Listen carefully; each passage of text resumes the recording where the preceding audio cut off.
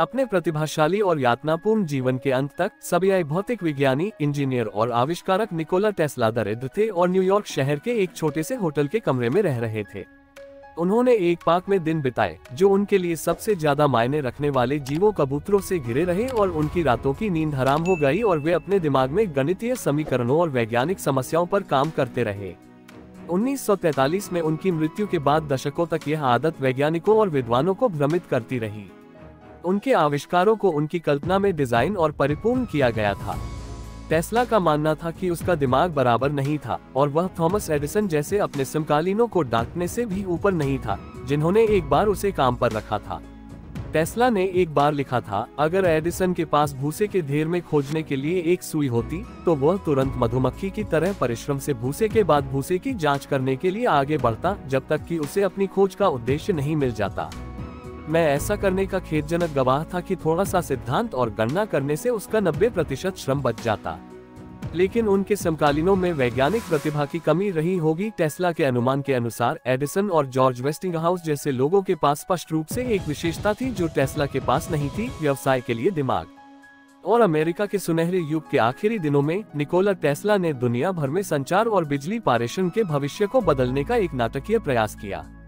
वह JP Morgan को मनाने में कामयाब रहे। वह एक सफलता के कगार पर था और फाइनेंस ने टेस्ला को न्यूयॉर्क के लॉन्ग आइलैंड के मध्य में एक विशाल, भविष्यवादी और चौंकाने वाला टॉवर बनने के लिए $1,50,000 से अधिक दिए। 1898 में जैसे ही टेस्ला की विश्वव्यापी वायरलेस ट्रांसमिशन प्रणाली बनाने की योजना ज्ञात हुई, वार्डेनक्लिफ टॉवर टेस्ला के लिए उस मान्यता और धन का दावा करने का आखिरी मौका होगा जो उससे हमेशा दूर रहा था।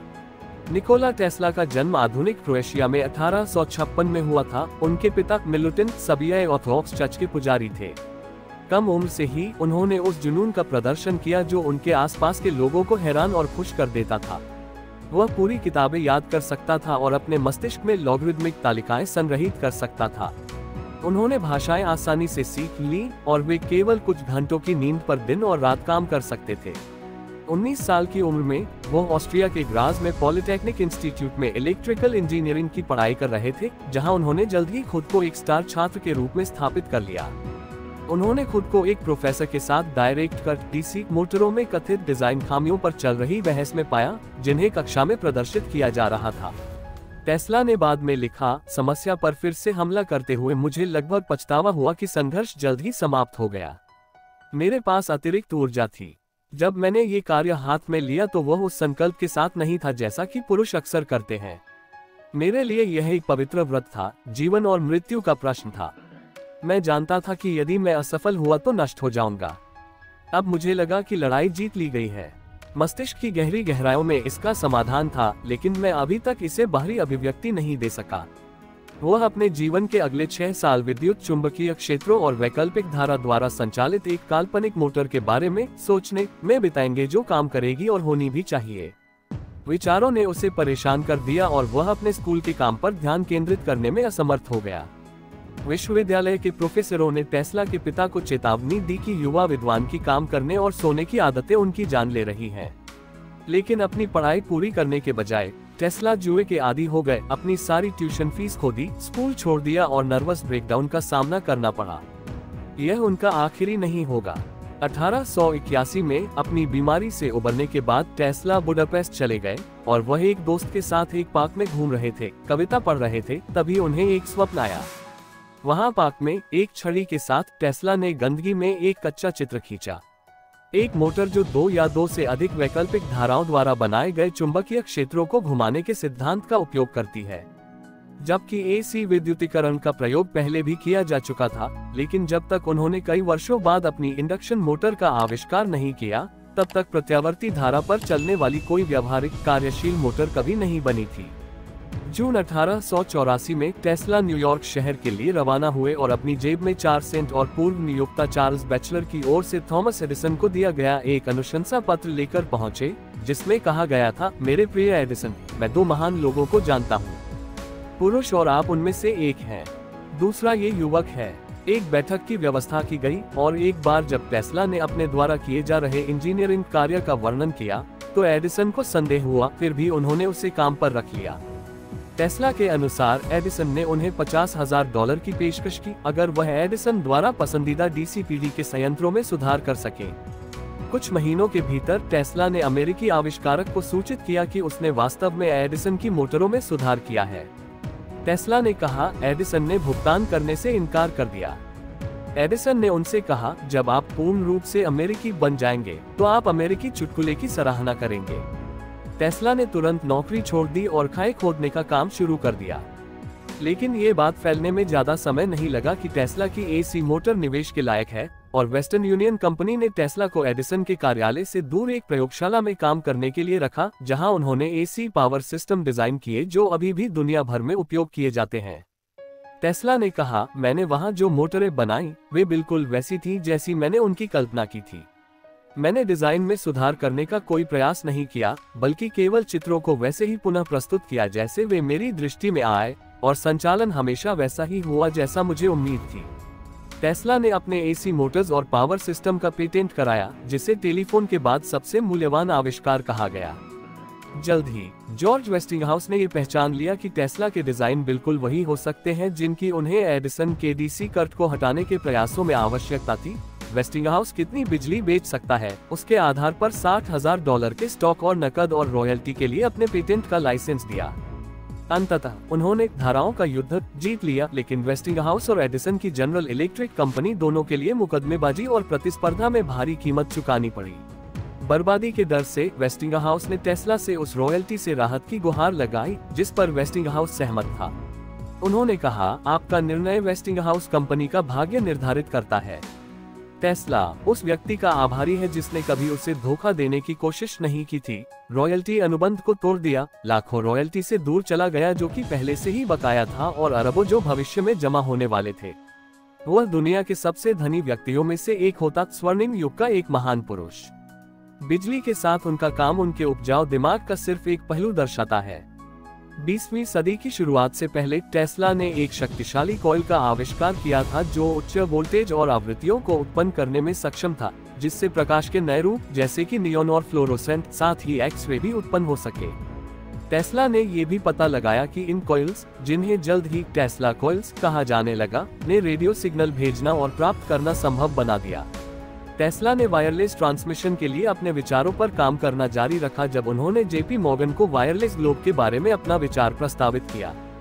मॉर्गन द्वारा विशाल ट्रांसमिशन टावर बनाने के लिए $150,000 लगाने के बाद टेस्ला ने तुरंत न्यूयॉर्क में मैकिम, मीड और वाइट के प्रसिद्ध वास्तुकार स्टैनफोर्ड वाइट को काम पर रखा।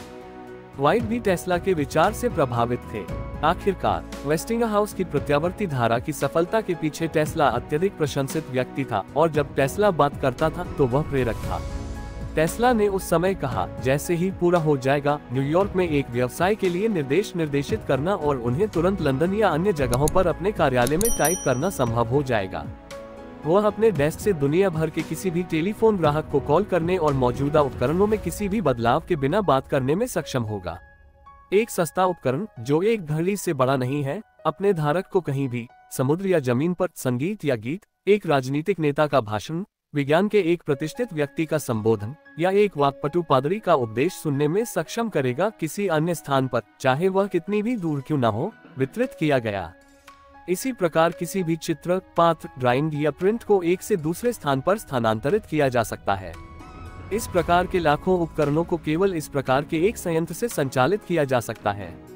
1901 में वाइट तुरंत ही वार्डेनक्लिफ टावर को डिजाइन करने के काम में लग गए, लेकिन निर्माण शुरू होने के तुरंत बाद ये स्पष्ट हो गया कि टेस्ला के पास इसके पूरा होने से पहले ही पैसे खत्म होने वाले थे।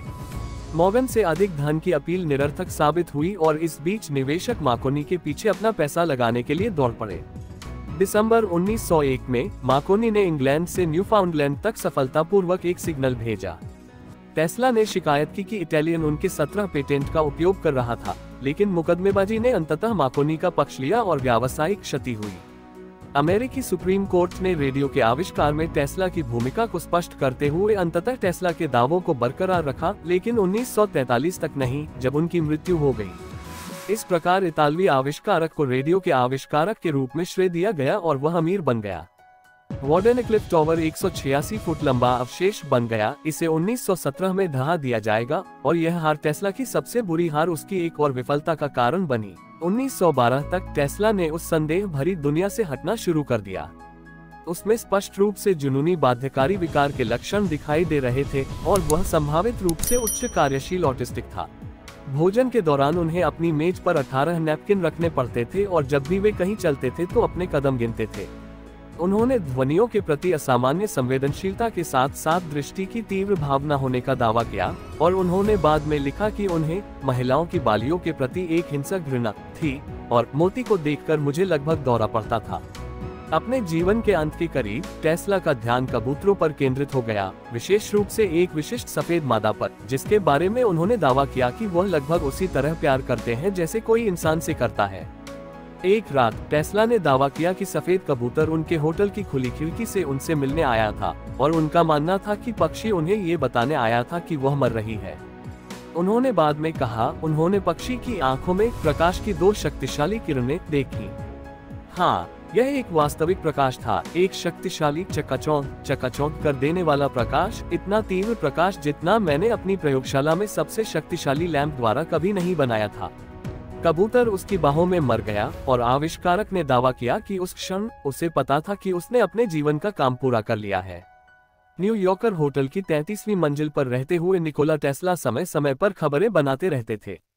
1931 में उन्होंने टाइम पत्रिका का कवर बनाया जिसमें उनके 75वें जन्मदिन पर उनके आविष्कारों को दिखाया गया और 1934 में न्यूयॉर्क टाइम्स ने बताया कि टेस्ला एक डेड बीम पर काम कर रहा था जो दुश्मन के 10,000 हवाई जहाजों को आसमान से गिराने में सक्षम था। उन्हें विश्व शांति के हित में एक प्रोटोटाइप रक्षात्मक हथियार के वित्तपोषण की आशा थी, लेकिन जेपी मॉर्गन जूनियर और ब्रिटिश प्रधानमंत्री नेविल चेम्बरलिन से उनकी अपील कहीं नहीं गई। हालांकि टेस्ला को सोवियत संघ से $25,000 का चेक प्राप्त हुआ, लेकिन परियोजना अधर में लटक गई। 1943 में कर्ज के कारण उनकी मृत्यु हो गई। हालांकि वेस्टिंगहाउस वर्षों से होटल में उनके कमरे और रहने का खर्च उठा रहा था।